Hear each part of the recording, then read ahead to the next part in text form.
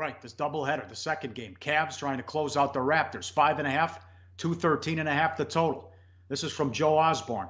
Odd Sharks. LeBron James in potential series clinching games at home. 14-3 straight up. In sweep situations, 11-2 straight up. Raptors as a dog of 5 points or more. 2-15 straight up in their last 17. This could be 1-2-3 Cancun. They were down big. They battled back to tie it. LeBron with the kiss off the glass with the game winner. Heartbreaker for the Raptors. They lose again. They've lost 8 straight playoff games to Cleveland. And DeRozan, who makes $27 million a year the next 2 years, benched in the fourth quarter. Although Lowry stepped up, and Lowry was the guy who mentally you wonder about in these tight playoff games. Lowry was exceptional for Toronto down the stretch of game number 3. But unfortunately, he wasn't the one. Well, it didn't matter who played defense on LeBron on that final possession. And, of course, the Cavs tried to give it away. They missed free throws down the stretch. They didn't value the basketball down the stretch, turned it over more than they did in that game to win. And yet, when all said and done, the best player on earth took care of business when it mattered most. But you talk about Toronto's issues and Cleveland's issues to the positive. Let's look at the other end of the spectrum. All right, the Cavs have been home chalk 5 times in the playoffs. They're 0-5 ATS in those roles. They're 0-7 their last 7 tries as home chalk dating back to the regular season. For the year, Cleveland has been favored at -3 or higher anywhere on 53 occasions. They've covered 15 of those 53-point spread, 15 and 30s laying points. In fact, favorites in Cavs games anywhere for the season.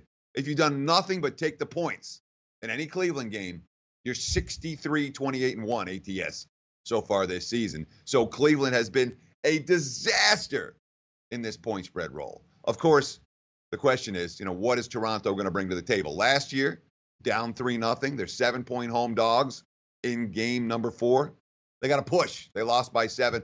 They were down 11 with 3 to go, but Cleveland went cold down the stretch. The Cavs are wanting to do that. They went cold down the stretch of game 3 as well. So that's the scenario I can picture Toronto hanging around in this ballgame and covering is if Cleveland goes flat. I cannot picture the Raptors bringing their A game and really taking it to the Cavs tonight. That's just a scenario that's a little bit, you just don't see it when you're picturing various scenarios of this game. And, of course, the Dwayne Casey quote, we have one more game. Our pride is on the line. Basically, our season is on the line. Casey, it's a 7-game series. You're not supposed to tell your team you only have one game left when it's game 4 of the series. I did not like that particular quote from a head coach who's come up short repeatedly in the postseason. Yeah, he's going to be a goner. You got to blow that up. Casey's got to be gone, and they need to make a trade. Now, how about Lowry? You thought DeRozan's contract was bad. He makes $31 and $33 million the next couple of years. This reminds me of the Eastern Conference Finals a couple of years ago. Atlanta was the 1 seed. They had the home court, obviously, against Cleveland. They lost the first 2 games at home. Game 3 went to overtime. Cleveland won, and then they beat them by 30 in Game 4. I think that the same thing could happen coming up. And LeBron could use the rest, averaging 34, 9, and 9 in the playoffs. So if they get the sweep, they get time off because the earliest the conference finals in the East would be Sunday. So it'd be a long layoff and much-needed rest for LeBron, who's been late in the league in minutes. And that'd be a good move for them to get the broom out as well. And who knows? Maybe. Yeah, go ahead. Oh, I was going to say, in the postseason, LeBron's averaging close to 42 minutes a game. He played all 82 regular season games this season. The guy has got to be gassed. And as you mentioned, if they win tonight, they'll get time to rest until Sunday. The quote from Tyrone Lue, it's a tough game because it's either win or go home for the team down 3-0. They're going to come out swinging like they did last night. This is a quote from yesterday. When you have a team with a lot of pride that's well coached, they're not just going to give in.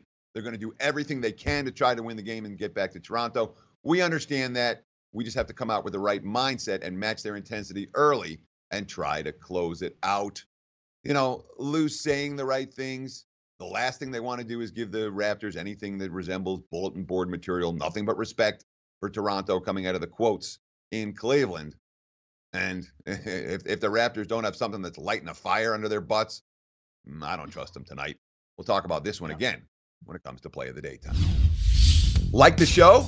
Help us keep the lights on. Please make sure to comment, share, and subscribe to all the Sportsbook Review videos. Thanks so much. Best of luck. enjoy the game.